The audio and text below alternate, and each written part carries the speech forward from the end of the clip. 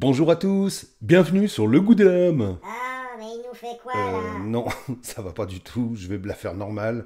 Bonjour à tous, bienvenue sur Le Goût de l'âme. Ah ouais, c'est mieux. Aujourd'hui, je vais parler d'un sujet qui est assez vaste, c'est les petits couteaux et les petits couteaux fixes, et principalement les petits couteaux fixes en EDC. Alors je vais essayer de faire une vidéo pas trop longue, parce que je sais que beaucoup d'entre vous préfèrent des vidéos genre 6 minutes, juste pour jeter un coup d'œil sur le couteau et connaître son prix. Ouais, on aimerait bien. Donc je vais faire mon maximum, mais je ne vous garantis rien. Ah merde. Par contre, je vous mettrai un timer dans la description pour regarder la vidéo en accéléré. Alors, le sujet du jour, c'est quel est l'intérêt d'un petit couteau fixe comme EDC comparé à un pliant? Alors, je vais essayer de faire rapidement le tour des avantages et des inconvénients entre les pliants et les lames fixes. Et là, je sais que je ne vais pas me faire que des copains.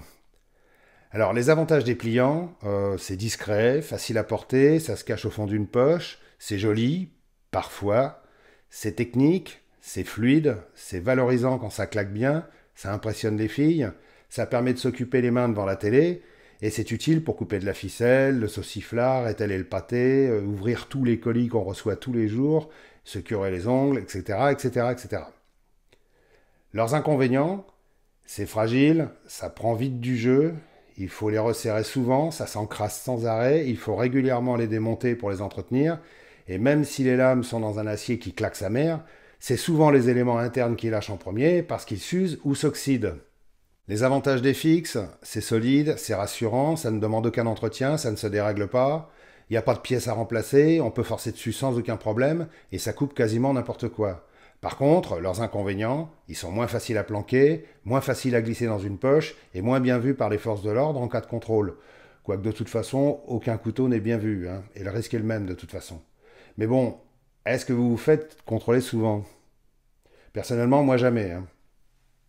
Alors, je vais passer en revue rapidement quelques-unes de mes lames fixes et je vous donnerai à la fin mon top 5 de celles que je préfère et que j'utilise le plus régulièrement. Alors, les lames fixes que je vais vous montrer, il y en a certaines qui ont été mes EDC il y a quelques années, à une certaine période de ma vie, et il y en a d'autres qui sont mes EDC actuels que j'utilise assez régulièrement. Euh, Attention, il faut bien tenir compte du fait qu'un EDC, c'est pas forcément un petit couteau pliant qu'on a au fond de la poche qui sert à ouvrir le courrier ou couper un peu de carton. Un EDC, ça veut dire everyday carry, ça veut dire c'est ce qu'on porte tous les jours avec soi, que ce soit dans un but comment dire, urbain, domestique ou tactique. Moi, je sais qu'à une certaine période, j'ai eu une vie un petit peu mouvementée, je dirais, donc j'ai eu des EDC qui étaient pas forcément destinés à ouvrir des cartons. Vous voyez ce que je veux dire? Ouais, ouais. Donc, il y aura une catégorie d'EDC qui sont destinés à la défense, et puis une catégorie d'EDC qui sont destinés à un usage quotidien. De toute façon, je vous donnerai mon avis sur chacun à ce sujet-là. Bien entendu, l'essentiel des couteaux que je vais vous montrer ont tous eu une revue faite par moi. J'ai fait des vidéos dessus, même parfois plusieurs sur certains. Je vous mettrai les liens dans la description ou alors dans le coin en haut à droite. À une certaine époque, par exemple, une époque assez tumultueuse, j'avais en permanence sur moi des couteaux fixes de type boot knife, en français dague de botte. Ce sont des petites dagues courtes comme ceci. Euh, Et puis j'avais aussi ce qu'on appelle les push daggers. Push daggers, comme ceci. Push dagger en français, ça veut dire tiens, prends ça dans la tronche. Les push daggers, par exemple, j'en ai eu plusieurs. Il y avait plusieurs modèles et à l'époque, c'était surtout Cold Steel qui faisait les meilleurs. D'ailleurs, ils en font toujours. Et c'était des objets pas franchement utiles pour d'autre chose que la bagarre. Tiens, tiens, tiens, tiens, les méchants. Celui-ci, c'est le dernier qui me reste. C'est le dernier qui reste de ma jeunesse très turbulente. Il n'a pas beaucoup servi. De toute façon, je ne l'ai jamais trouvé très ergonomique. Je l'ai gardé parce qu'il a un manche en bois, alors que tous les autres que j'avais, ils avaient des manches en craton, là, ce qu'on appelle maintenant le craton, mais que Cold Steel a pratiquement toujours fait depuis 30 ans. De toute façon, tous les autres ont fini dans les cartons de confiscation des commissariats de police. LOL. J'ai beaucoup aimé aussi les dagues de bottes, qu'on appelle comme ça parce que ça se glisse facilement dans les bottes ou dans les chaussures montantes, de type Rangers ou Paraboot. Et ici, vous avez une une Gerber, il faut dire Gerber. C'est un modèle qui ne se fait plus. C'est le modèle Guardian, qui était un must dans le genre il y a 30 ans, avec un manche en métal, une lame en acier 420 H et d'une qualité de fabrication exceptionnelle. Et qui malheureusement n'est plus fabriqué de cette façon. Je sais que pendant pas mal de temps, il a existé quasiment le modèle équivalent, Guardian, mais avec un manche en, je dirais, en plastique, pour des raisons de poids, hein, parce qu'elle est quand même assez lourde. Et l'intérêt de cette dague, c'est qu'elle était fournie à cette époque-là avec deux étuis. Alors c'était l'ancêtre des étuis Kydex. Ce sont des étuis en cuir avec un système de rétention par clip. Très efficace, hein, avec alors, il y avait un étui qui était fourni avec un clip ceinture, et puis un autre étui qui était fourni avec un système à scratch. Voilà. Et vous aviez donc la possibilité de le porter comme ça, une ceinture, ou alors avec un système horizontal, ou alors vous pouviez le porter en tour de cou, hein, il suffisait de passer un cordon là-dedans, ou alors vous pouviez l'accrocher n'importe où. Moi je sais qu'à cette époque-là, j'avais fait coudre du velcro femelle sur une de mes bottes, et j'avais le couteau qui était scratché en permanence comme ça. Et ça tient bien, hein. C'était un système qui tenait très très bien, hein. Bon, c'est sûr que maintenant on a du Kydex, mais moi je trouvais que c'était assez qualitatif quand même. Un bon petit étui en cuir, bien fabriqué, avec ce système de clip là. C'était l'époque où Gerber faisait de très bons couteaux, hein. Bien faits, bien fabriqués. C'était assez cher, c'était très typé tactique. C'était pas du tout les mêmes merdes que les mêmes merdes à 2 balles qu'ils font maintenant pour les aventuriers de bac à sable là, de chez Bear Grylls. Euh, Celle-ci, je pense qu'elle a même été fabriquée dans une seule pièce de métal. Parce que quand on la regarde sous tous les détails, on ne voit aucune jointure, rien du tout. C'est vraiment parfaitement bien assemblé. Alors, je ne sais pas si c'est un manche aluminium ou si c'est un manche en acier. J'en sais rien. Il y a très peu de renseignements sur cette dague. Tout ce qu'on peut voir, c'est que le le designer s'appelle R.W. Loveless. Je ne sais pas si ça pourra se voir, voilà. Et puis, bon, ils mettent pas l'acier, mais c'est à présumer du 420 HC. Le 420 HC, c'est l'acier que Gerber utilise principalement sur tous ses couteaux. Beaucoup de gens croient que c'est de la merde, mais ils sont arrivés à une maîtrise parfaite sur cet acier. Celui-ci, je pense qu'il est même très très dur, limite cassant. Franchement, j'ai jamais eu à me plaindre de cette dague, c'était vraiment un super engin. Puis maintenant, c'est un collector, elle est carrément introuvable, hein.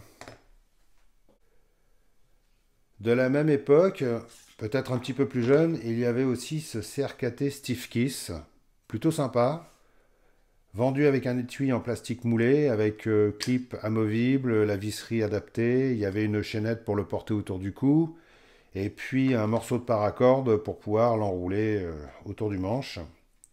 Bon, c'est un couteau que j'ai pas beaucoup utilisé, je l'avais acheté pour sa gueule. À l'époque, CRKT c'était très peu connu comme Cold Steel. Et puis c'était déjà une coutellerie d'avant-garde hein, parce qu'il faisait des modèles assez spéciaux. Celui-ci, il a été designé par monsieur qui s'appelle Ed Halligan, qui est mort maintenant. C'est un très vieux monsieur. L'acier, je ne sais pas ce que c'est. Il communique pas trop dessus. De toute façon, c'est un modèle qui n'existe plus. Il existe en version pliante. Et la version pliante, elle a aussi une trentaine d'années, hein. Donc, pour vous dire que franchement, les couteliers, ils n'ont pas inventé grand-chose depuis, hein. Surtout quand on voit que la qualité du plastique, c'est quasiment la même partout. Enfin bref. C'est un bon couteau. Maintenant, moi, j'ai jamais trop utilisé parce que je suis pas un grand fan des serrations. Et puis voilà. Je voulais une lame Tanto. On voyait quand on commençait à voir apparaître en France des Cold Steel. C'est eux qui ont popularisé cette pointe qui s'appelle American Tanto d'ailleurs. C'est une invention de Cold Steel. Et je trouvais ça assez sympa déjà à l'époque. C'est le Stiff Kiss de chez CRKT. En dernier, dans la catégorie bagarre, tiens, méchant, j'ai le Kabar TDI. TDI. Premier modèle, hein. Il y a eu après différentes versions qui sont sorties. C'est un couteau de défense, c'est un pur couteau de défense, mais qui vous servira pas à grand chose dans la vie courante, hein, peut-être pour ouvrir des cartons à la rigueur, mais je vous vois pas couper un steak de cette façon-là, hein. Ou alors, non, franchement, vu sa forme, c'est vraiment un pur couteau de défense. Maintenant, à condition de savoir comment l'utiliser, hein. J'y reviendrai plus tard. En ce qui concerne les couteaux utilitaires, je vais les appeler comme ça parce que c'est plus simple, je vais les classer en deux catégories, les utilitaires défense et les utilitaires fonctionnels. Bien qu'ils soient tous quand même assez fonctionnels et qu'ils peuvent tous devenir d'assez bons couteaux de défense, hein. C'est bon là, vous suivez toujours? Ouais. En utilitaire défense, bon, certains d'entre vous ne seront pas forcément d'accord avec mes choix, hein, ça reste quand même assez subjectif, surtout tant qu'on n'a pas essayé. J'ai le Cold Steel Spike. Alors lui, il est assez difficile à classer parce que c'est pas franchement un couteau à steak, il n'est pas franchement idéal pour le sauciflard, et pour les rillettes, on oublie carrément, hein.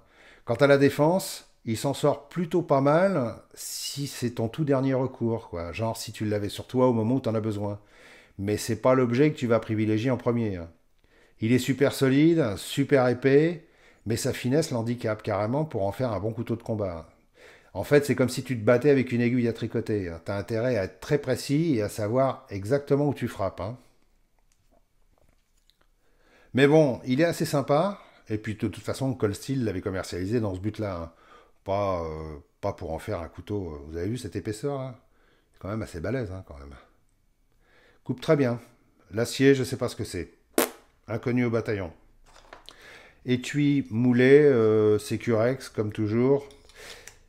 C'est un modèle qui est très ancien, ça. On peut en trouver encore sur certains sites, mais celui-ci, avec le manche tressé comme ça, il est quasiment introuvable. Ça a été remplacé par des modèles avec manches plastiques qui sont bof, quoi. Pas très cher, mais assez bof. Moi, je préfère celui-ci, je le trouve assez joli. J'ai pas fait de revue dessus, peut-être que j'en ferai une un jour, mais bon, est-ce que c'est vraiment indispensable? Je n'en sais rien. Dans le même esprit, j'ai également le Real Steel Metamorph Fixed. Alors lui, je l'aime beaucoup, je le trouve d'abord très beau, et ensuite, ça fait un très bon couteau EDC à porter en tour de cou. Il est excellent sur le steak, nickel sur le saucisson. Par contre, vu la finesse de sa lame, il est zéro sur les rillettes, hein. Tu peux tailler un peu de bois, j'ai fait une vidéo dessus ici, là, Bushcraft Garage, mais pas trop, bon, parce que comme il est très fin, tes mains vont vite fatiguer. Par contre, il est redoutable en défense, super équilibre en main, bon grip, bon acier, super tranchant, et une pointe fine qui pénètre très bien à travers des vêtements épais. Mais là aussi, ça va demander pas mal de précision, et j'en parle par expérience, parce que c'est pas parce que tu as planté ta lame plusieurs fois dans le gras d'un mec qu'il va tomber direct, hein. Tant qu'il n'a pas un organe vital qui est touché, le mec, il va pas broncher, il va continuer à se battre. De plus, ce couteau n'ayant quasiment pas de garde, il vaut mieux être sûr de sa prise, hein. Vous voyez?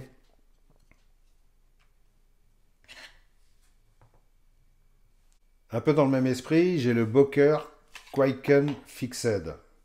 Super couteau, avec une lame un petit peu plus courte, excellent sur la côte de bœuf, parfait pour le saucisson, très moyen sur les rillettes et assez bien sur du bois, hein. Je vous invite également à aller voir la vidéo que j'ai fait ici en haut à droite. Très agréable à utiliser, c'est vraiment un couteau très solide et super sympa. Celui-ci, je m'en sers beaucoup en tour de cou, je le trouve agréable à utiliser, il a un bon étui Kydex, pas très épais mais bien foutu, avec une bonne rétention. Il est facile, utile, et en défense, c'est un redoutable trancheur, hein. Je dis bien un trancheur, hein, parce que comme il n'a pas de garde du tout, c'est quand même assez déconseillé d'essayer de le planter dans un mec, au risque de tomber sur un os, hein. Rigolez pas, hein, c'est de là que vient l'expression, hein. Et ça arrive souvent. Ou parfois, la lame peut rencontrer un objet dans une poche, comme un gros portefeuille bien garni, par exemple. Et là, dans ces cas-là, avec la force du coup, bah, c'est tes doigts qui vont morfler en glissant sur la lame. Donc, c'est un couteau à utiliser surtout en trancheur, quoi. Voilà. Je ne vais pas rentrer dans les détails, hein, vous comprenez ce que je veux dire. Donc, c'est un couteau quand même à utiliser avec prudence et technique. Mais il est très sympa pour le reste, hein. Très très sympa. C'est mon couteau à steak favori, en fait. Dans les utilitaires un peu défense, j'aime bien le Top Suit 2. Bon, alors lui, c'est un super petit couteau, il est hyper solide avec une lame super épaisse, c'est un excellent creveur de pneus, hein. Je parle en connaissance de cause. Sa forme et son épaisseur de lame, ça te perce les flancs des pneus de camion ou de voiture comme si c'était du flanc, hein. Ah, elle est bonne celle-là. Malgré sa petite taille, on a une prise en main assez ferme. Et ça permet pas mal de choses, hein. C'est un bon petit couteau pour le steak, un peu court pour la côte de bœuf, mais par contre assez bien sur le saucisson, très bon sur du bois. D'ailleurs, je vous invite encore une fois à aller voir la vidéo Bushcraft Garage que j'ai faite ici. Et c'est un excellent couteau à porter sur soi en permanence. C'est un EDC fixe idéal pour tous ceux qui bricolent et qui ont pas mal de choses à couper, comme des sacs de ciment ou des sacs de grains ou des liens de bottes de paille ou des cerclages de palettes, etc., etc., hein. Avec son acier 1095, c'est le couteau utilitaire par excellence et qui saura se montrer redoutable si vous avez besoin de vous défendre, à condition de savoir l'utiliser, hein, bien sûr, hein. Avec son étui à clip rotatif, on peut facilement le placer presque partout, sur des passants mollis ou sur la ceinture. Vous pouvez le porter à l'horizontale ou à la verticale. Ça bouge pas. Il est super. C'est vraiment un étui excellent. Bon, ben, de toute façon, chez Tops, c'est rare d'avoir de la merde à ce niveau-là. Et c'est vraiment un couteau idéal, pratique pour les randonneurs, les survivaleurs, les tacticals et les petits bushcrafters. Voilà. Dans le même esprit, la valeur sûre, c'est le SI Isula 2. Alors lui, on ne peut que l'aimer. Il a une ergonomie super simple et quasi parfaite. C'est le petit couteau de référence pour la survie ou le bushcraft, hein. Mais c'est également un excellent EDC que j'ai longtemps porté en tour de cou. Pour ceux qui me suivent, savent que je privilégie beaucoup ce type de port. Il suffit d'aller regarder dans mes playlists. Mais maintenant que je vis près de la forêt, je préfère le porter à la ceinture ou accroché à une bretelle de sac à dos. Donc j'ai remis en place son clip, qui est d'excellente qualité, hein. Super solide. C'est vraiment le petit couteau à tout faire. Sa lame est un petit peu courte pour faire la cuisine, mais elle assure bien sur le steak, sur la saucisse, moins bien sur le saucisson, enfin ça dépendra de son diamètre, hein. Et très bien sur les rillettes, hein, avec sa lame assez large. Et puis il est excellent sur le bois, vraiment, hein. En ce qui concerne la défense, comme il a une prise en main très sécurisante, en prise inversée ou en prise normale, il peut être redoutable, hein. Encore une fois, à condition de savoir l'utiliser. Franchement, c'est un super couteau. Il aurait une lame d'un centimètre de plus, il aurait été mais vraiment parfait. Alors, j'ouvre une petite parenthèse. Quand je parle des aspects pratiques et défense des couteaux, il faut bien comprendre dans tout ce que je dis que tout usage d'une arme blanche nécessite un entraînement adapté et surtout une vraie volonté de s'en servir, hein. Et se lancer dans un combat avec un couteau, si on ne maîtrise pas son sujet, ça peut très vite tourner à votre désavantage si vous tombez sur un lascar qui en veut vraiment, hein. Il faut être conscient de ça, parce que savoir jongler comme un kéké avec un couteau droit ou de type carambite devant sa glace ou devant une caméra en prenant des poses de combattant, comme aiment bien faire certains sur YouTube, Facebook ou Instagram, c'est complètement différent que de se retrouver en situation réelle face à un mec qui sait se battre et qui n'a qu'un seul objectif, c'est arracher la tête, hein. Et tu pourras faire le malin autant que tu veux à faire tourner ta lame dans tous les sens, l'autre il saura vite trouver la faille dans tes acrobaties, hein. Donc, ne vous laissez pas berner par les jongleurs de cirque, parce que la réalité, c'est nettement moins joli. Et vous pouvez me croire sur parole, j'y suis passé plusieurs fois. Et comme on dit, c'est au pied du mur qu'on voit le maçon, hein. Et c'est pour ça d'ailleurs que j'ironise souvent sur tous ceux qui se prennent pour des guerriers ou des killers, parce qu'ils font joujou en tenue de combat avec des répliques à air comprimé, ou qui vont tirer en stand. Bref. Allez, fin de la parenthèse. Voilà, j'ai fait un petit peu de place sur le tapis parce qu'on va bientôt se retrouver trop serré. Un autre d'essai fixe que j'ai découvert récemment et que je peux recommander les yeux fermés, c'est le Bradford Guardian 3. Alors lui, quand tu le vois la première fois, tu te dis, c'est bizarre parce qu'il y a pratiquement que de la lame et quasiment pas de manche. Mais en fait, le manche est tellement bien dessiné et tellement bien pensé que c'est un vrai plaisir d'utiliser ce couteau, quoi. Surtout au quotidien. Alors, je rentre pas dans les détails, parce que j'ai fait une revue assez complète dessus, vous aurez qu'à aller la voir ici, en haut à droite. Mais franchement, c'est un très chouette petit couteau. Ce que j'aurais à dire, c'est que c'est vraiment le DC par excellence, hein. Son acier N690 est très bon, la lame est longue et assez fine. Et il fait des merveilles sur le steak, la côte de bœuf, les boulettes de viande halal. Quoi, il faut bien penser à tout le monde, hein. Et même étaler des rillettes sur une tartine ne lui font pas peur, hein. Sur le bois, il est très efficace, même s'il sera moins facile qu'un SI Izula, par exemple. Et en défense, il se débrouillera plutôt bien, à condition de le tenir correctement, hein, parce que sa forme de manche particulière avec ce finger shell, c'est pas le plus pratique, par exemple, en prise inversée, vous voyez. Donc ça sera vraiment une prise classique. Voilà. Là, on a la main qui est plutôt bien calée.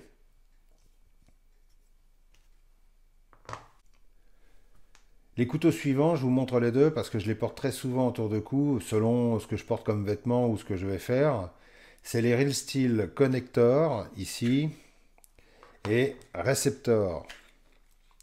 Alors, ces deux-là, honnêtement, euh, s'ils vous plaisent, n'hésitez pas, c'est des super petits couteaux, hein. Ils sont pas très chers en plus. Le connecteur est assez petit, manche court avec prise 3 doigts, mais sa lame en D2 est redoutablement tranchante. Et ceux qui n'ont pas besoin de couper plein de trucs énormes et qui préfèrent un petit couteau super solide et super discret, bah, c'est une vraie merveille, quoi. Il est vraiment très très agréable. En plus, si vous lui rajoutez un bout de paracord tressé pour assurer un petit peu plus de confort, bah, ce couteau sera vraiment très bon. Alors, pour le steak, il sera très correct. Le saucisson, un petit peu court. Et pour les rillettes, bon, pas idéal, hein. Par contre, pour se sculpter une cuillère, tailler ses crayons ou tailler une pipe dans les bois, il sera très efficace, hein. Roger, Pour la tu défense, par déraves. contre, oubliez, c'est trop petit, hein. Son grand frère, le récepteur, lui sera plus polyvalent parce qu'il est bien plus grand tout en restant raisonnable. D'ailleurs, je soupçonne même Real Steel d'avoir voulu concurrencer le S6 ou la 2, hein, parce qu'on a vraiment l'impression que ils se sont un petit peu inspirés, quoi. C'est exactement les mêmes dimensions, exactement la même longueur. Bon, il y a des différences de forme évidemment, mais par contre, même longueur de tranchant, exactement la même longueur de couteau. Sa lame a une forme assez pratique, tout en arrondi, ce qui le rend très bon sur tout type de viande, hein. Sur les saucissons, pas trop gros, et pour le bois, il est assez agréable, hein, parce que son manche est bien dessiné et on peut quand même forcer dessus assez facilement. Celui-là, c'est celui que je porte le plus en tour de cou parce que sa forme et sa taille me conviennent parfaitement. Et en plus, je trouve que son acier 9 CR 18 MOV est plutôt bon. C'est pas du 8 CR 13 MOV, c'est du 9 CR 18 MOV. Et franchement, j'ai pas grand-chose à lui reprocher. Il rouille pas du tout. Et son tranchant tient assez bien, hein. Je l'ai beaucoup utilisé celui-ci. Vraiment, c'est vraiment un EDC très sympa. Très très sympa. Je le conseille vivement, hein. Alors, je rappelle que tous les couteaux que je montre, à l'exception du Cold Steel Spike, j'en ai fait des vidéos, hein, donc, voire même plusieurs. Donc pour les détails, allez les consulter, ça sera plus rapide. Je vous mettrai les liens à chaque fois, hein. Le prochain, je sais qu'il a la cote auprès de vous, c'est le Kabar 1119. Alors, c'est un petit couteau de type drop forged, c'est-à-dire qu'il est forgé d'une seule pièce de métal, c'est de l'acier 425, il est extrêmement solide avec une gueule assez originale. J'ai été le premier à le montrer sur YouTube d'ailleurs celui-là, et je sais qu'il s'est très vite retrouvé en rupture de stock tout de suite après ma vidéo, hein, comme souvent. C'est pas celui que j'utilise le plus, je trouve qu'il a une super gueule, il est solide, son tranchant est bon, il est facile à emporter, mais je trouve le manche trop fin pour moi, voilà. Pour un EDC, voilà. Il a une bonne gueule, mais je suis pas un fan à la base des couteaux squelettes. Et puis, bah, celui-ci, on peut l'apparenter à un couteau squelette, sauf qu'il n'est pas squelette. Elle est bonne celle-là. Je le trouve un petit peu trop fin. Maintenant, d'un autre côté, s'ils avaient mis des plaquettes sur ce couteau, il aurait perdu tout de suite son originalité, hein. Ceci dit, c'est le couteau idéal à porter sur soi.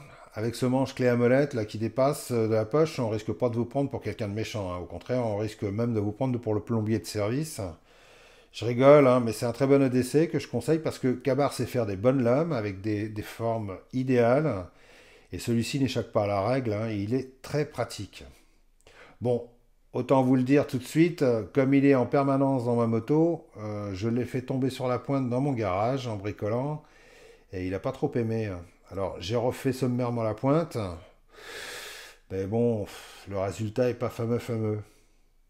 J'irai voir un rémouleur quand j'en aurai l'occasion.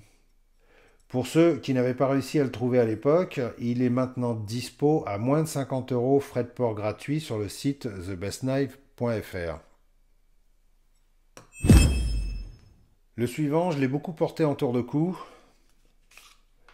Je l'aime bien, il est joli, de très bonne qualité, c'est le Enzo Necker. Maintenant, je crois qu'il s'appelle Brisa Necker, vu que la marque Brisa a repris Enzo, je crois, hein. C'est un petit couteau agréable à utiliser, son acier 12C27 est de bonne qualité, mais assez fragile sur le travail du bois, hein. Comme on peut le voir dans cette vidéo, j'ai complètement tordu le fil de lame en faisant un petit peu de bâtonnage à plat. À cet endroit-là, d'ailleurs, j'avais fait des marques ici. Vous voyez, ça doit se voir, là, voilà. À cet endroit-là et à cet endroit-là, le tranchant s'est carrément tordu. Bon, c'est pas très grave. Pour ceux qui veulent ce genre de petit couteau pour tailler du bois, il faudra mieux privilégier le modèle à émouture scandinave, qui sera quand même beaucoup plus solide. Par contre, celui-ci avec son émouture plate est très bon pour des coupes fines et détaillées ou pour vous tailler une saucisse dans une cuillère, étaler une côte de bœuf sur une tartine ou couper des tranches de rillettes. Pour la défense, oubliez, c'est trop petit. Ceci dit, je le recommande, c'est un très bon EDC pour ceux qui n'ont pas besoin d'une grande lame. Ensuite, dans les petits couteaux plus adaptés à la viande extérieure, le Condor Bushlor Mini, avec son excellent étui en gros cuir épais et son manche en bois, il sera parfait. C'est vraiment un excellent couteau avec un tranchant fabuleux. L'acier, c'est du 10-75 avec un traitement thermique très bon. Malgré son petit manche, on l'a très bien en main. C'est vraiment le petit couteau à emmener dans les champs ou dans les bois si on a la possibilité de porter un étui à la ceinture. Bon, vu sa taille, on risque pas de faire fuir les gens non plus, hein. C'est un super outil qu'on a plaisir à utiliser. La forme de sa lame est très efficace dans plein de tâches, mais principalement sur le bois, hein, parce que bon, pour couper des tranches de sauciflard très fines, une émouture scandinave, c'est pas l'idéal. Par contre, pour tout le reste, hein, vous pouvez y aller et vous pouvez même lui taper dessus, il va pas broncher, hein. En fait, c'est la version miniature du Bushlor qui est très réputée chez les adeptes des activités en forêt, hein, avec exactement la même épaisseur de lame et la même émouture. C'est pour dire qu'il est balèze, hein, le pépère, hein. Pour la défense, par contre, bof bof, hein. C'est pas la forme très adaptée. Et puis bon, c'est surtout un très bon EDC campagnard, quoi, voilà. Un que j'adore, et il faut y avoir goûté pour le comprendre, hein, et ceux qui en possèdent un le savent, c'est le Mora Eldris. Alors lui, il est toujours avec moi dans mon sac quand je pars dans la verte. Alors, pour ceux qui ne savent pas ce que c'est que la verte, c'est un terme d'initié de YouTube qui veut dire aller faire joujou dans la forêt. Si tu veux avoir l'air tendance, quand tu vas dans la nature, tu dois dire aller dans la verte.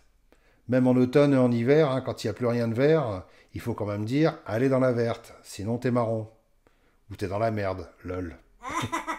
Donc, ce Mora Eldris, c'est une petite merveille, et tous ceux qui en ont un confirmeront, hein. Peut-être, mais moi au moins je couche pas avec Ce lui. couteau, quand tu le vois la première fois, tu te demandes à quoi ça peut servir, quoi, avec sa petite lame super courte et puis son gros manche tout rond.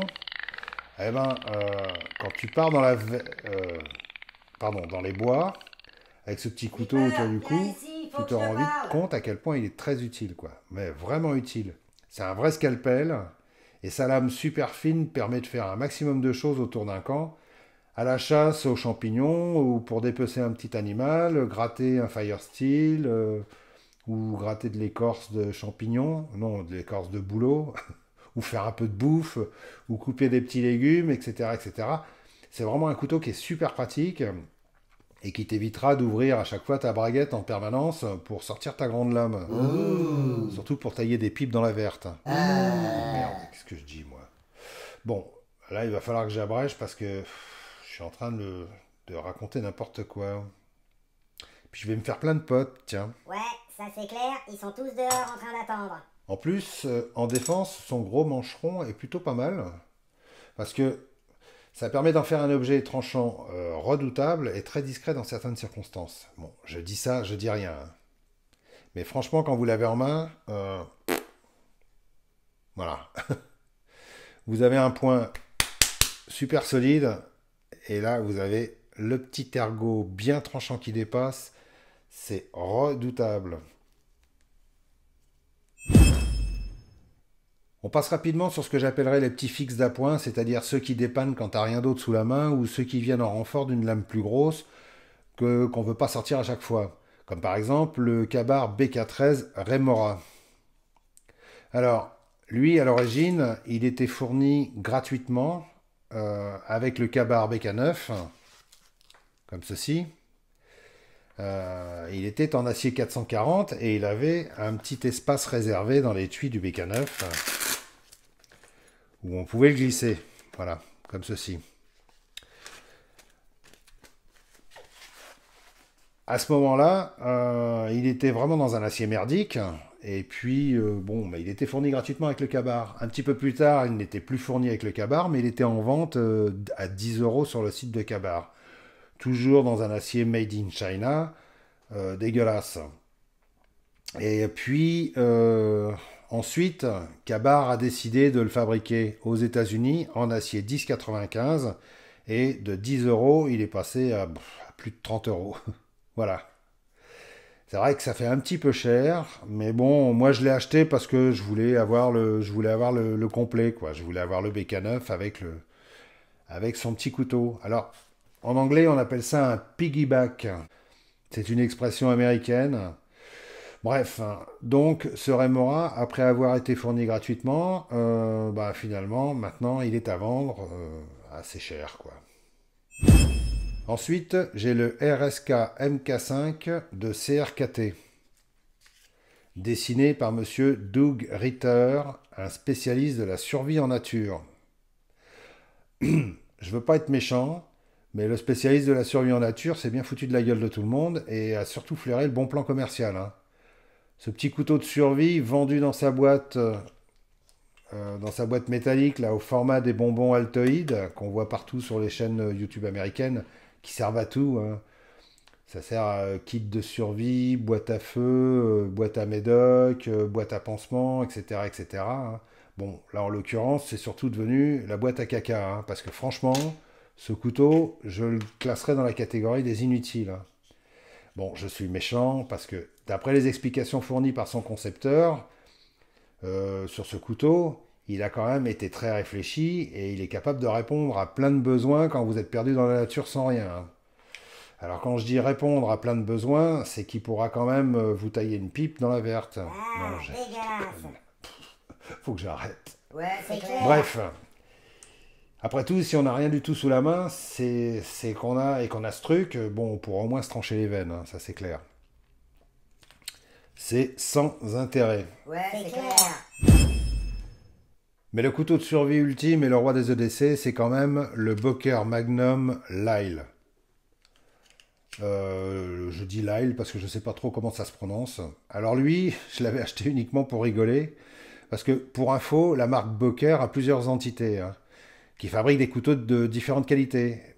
Et il y a, je crois, Boker Solingen qui fabrique ses couteaux en Allemagne. Il y a Boker Plus qui doivent être fabriqués, je pense, aux États-Unis. Et il y a Boker Magnum qui ne sont fabriqués qu'en Chine. Autant les deux premiers font des très bons couteaux qui sont fabriqués très sérieusement, autant la marque Magnum fait carrément de la merde, hein. Ce sont des couteaux 100% chinois fabriqués dans des aciers de type 440A à éviter à tout prix. C'est le genre de couteau qu'on achète quand on a 12 ans et qu'on veut faire style. Et bon, désolé pour ceux qui en ont, hein, lol. Ce que je veux dire, c'est que si vous êtes amateur de bons outils, il vaut mieux éviter cette marque, Boker Magnum. Ça fait juste le bonheur des vendeurs de couteaux, hein. Voilà, j'ai fait à peu près le tour. Il ne me reste plus qu'à vous donner mon top 5 de ceux que je préfère utiliser en usage vraiment EDC et ceux que je conseille à ceux qui ont envie de tester une lame fixe à porter tous les jours. En cinquième place sera le Top Suit pour son côté extrêmement solide, sa lame et son manche très épais, son excellent étui Kydex avec son clip rotatif qui permettra de l'accrocher un petit peu partout, sur des passants mollis ou à sa ceinture dans différentes positions. C'est celui que je porte en permanence quand je fais de la route ou en moto, hein. En quatrième, ce sera le Real Steel Connector. Parce que pour un citadin, il est assez petit pour être très discret autour du cou. Sa lame en D2 est excellente et il y a du jimping placé à deux endroits sur le dos de lame, ce qui permet d'avoir quand même une prise très sécurisante pour faire de la coupe de détail ou couper même assez fort. Il sera très pratique à utiliser en usage urbain, quand on n'a pas besoin de sortir un gros couteau en permanence ou une lame plus longue, et quand on n'a pas de sauciflard à couper pour casser la croûte, hein. En plus, il a un très bon petit étui Kydex, avec une excellente rétention, accroché avec une chaînette autour du cou, c'est vraiment le décès urbain idéal, hein. En troisième, forcément, le SI Zula 2. Pour sa grande polyvalence, le confort de son manche, son acier 1095 increvable qu'il destinera à des usages plus campagnards que citadins, c'est le compagnon idéal des sorties dans la nature. On peut lui faire subir les pires outrages et c'est le petit couteau de survie qui servira à survivre quand vous êtes en condition de survie. Je me fais comprendre là, non? T'es génial, Roger. Son étui est très bon et son clip démontable aussi. Ce couteau est vraiment un must. Il y a une excellente rétention, c'est vraiment un très très bon étui. Et pourtant celui-ci, ça fait un paquet de temps que je l'ai. Je l'ai beaucoup utilisé. Au début, on se dit, ce plastique, t'as l'impression que c'est du plastique mou, ça va bouger. Enfin bref, bah, pas du tout, ça prend pas de jeu, c'est carrément super bien. Bah, vraiment, ici, même quand c'est pas du Kydex, ils font quand même des super bons étuis, hein. T'es génial, Roger. En deuxième, le Real Steel Receptor. Très approchant du Izula dans le gabarit, mais pas du tout les mêmes usages. Son acier inox avec son émouture assez fine sera plus pratique au quotidien, dans la vie, de semi-citadin.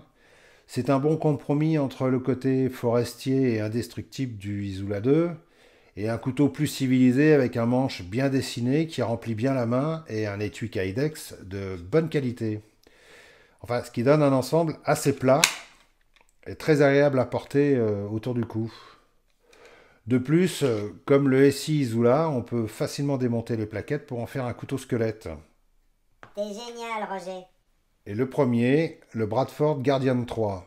Alors ce petit couteau, je ne l'ai pas depuis assez longtemps pour avoir suffisamment de recul, mais je l'aime beaucoup parce qu'il est pensé pour être un petit couteau, tout en ayant une lame assez longue, parce qu'il fait exactement, par exemple, la même longueur que le SI Izula 2, mais si vous regardez bien, il a carrément,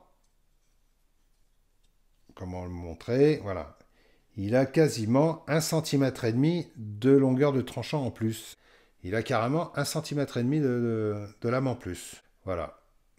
Et ça, pour ça, je trouve que c'est vraiment intéressant, parce que c'est vrai que ces petits couteaux-là, ce qu'on leur reproche en général, c'est d'avoir des lames un petit peu trop courtes.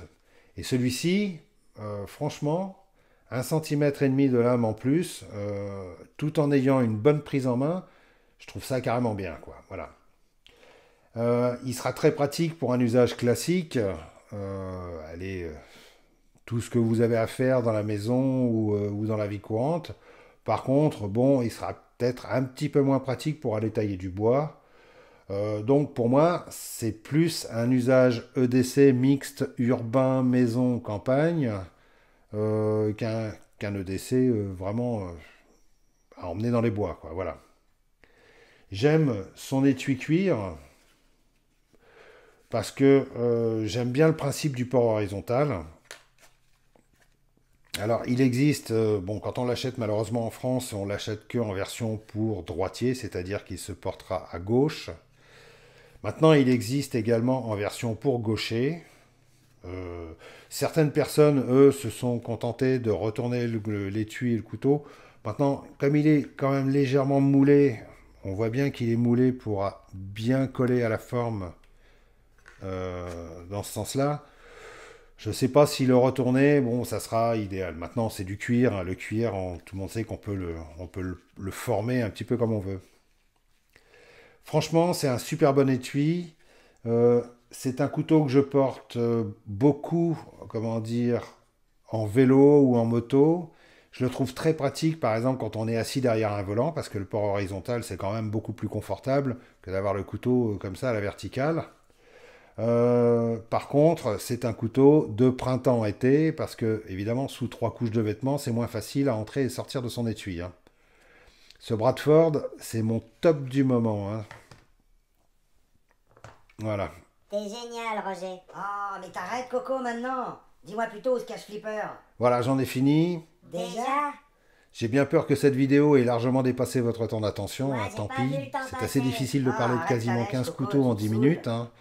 De toute façon, pour les incontinents et les plus pressés, je mettrai des raccourcis sous la vidéo vers les moments les plus croustillants, hein. J'espère que je n'ai pas vexé trop de gens. Je sais, je vais pas repartir avec beaucoup de potes, hein, mais c'est pas grave, j'ai l'habitude. J'ai une façon assez, comment dire, ironique de dire les choses, voire même franchement brutale. Mais bon, vous me connaissez, hein, je suis pas un adepte de la langue de bois, hein, même dans la verte, hein. Lol. Trop bon. Si cette vidéo vous a plu, faites comme d'habitude, désinfectez-vous les mains et mettez le doigt qui fait du bien. Donnez-moi votre avis sur cette sélection, dites-moi ce que vous en pensez. Est-ce que vous seriez prêt à passer sur un EDC en lame fixe ou est-ce que vous êtes définitivement accro à vos pliants? Je rappelle que j'ai présenté des couteaux que je possède et que j'utilise, donc c'est inutile de me conseiller tel ou tel couteau que je ne possède pas, justement parce que je ne les possède pas. Je ne sais pas si je suis clair là. Si. À ce propos, je vais avoir quelques nouveautés à vous montrer très prochainement et ce sera des pliants. Haha, youpi! À bientôt! Pour ceux qui sont restés éveillés, merci d'être restés jusqu'au bout. Restez affûtés, restez fluides, soyez patients, on va bientôt être tous reconfinés, ça va être génial.